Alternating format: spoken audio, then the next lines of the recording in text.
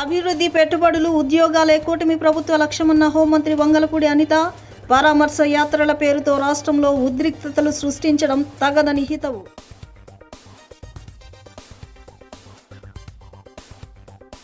ఘనంగా అగ్నికుల క్షత్రియుల జాతిపిత పొన్నమండ లక్ష్మణస్వామి జయంతి వేడుకలు. రాష్ట్ర ప్రభుత్వం ఘన నివాళులు. ఆయన ఆశయాలను స్ఫూర్తిగా తీసుకుని ముందుకు సాగాలని సీఎం చంద్రబాబు నాయుడు పిలుపు. 2 ఏళ్ల నమ్మకం, సంక్షేమం, అభివృద్ధితో ఇంటింటికి తెలుగుదేశం కార్యక్రమానికి ప్రజల నుంచి అపూర్వ స్పందన.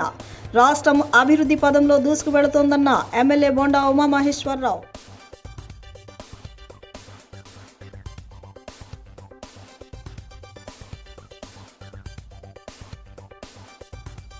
జగన్ దెబ్బకు ఆవిగనంటున్న సీఎం చంద్రబాబు నాయుడు. మాజీ మంత్రి పేర్ని నాని వ్యాఖ్య.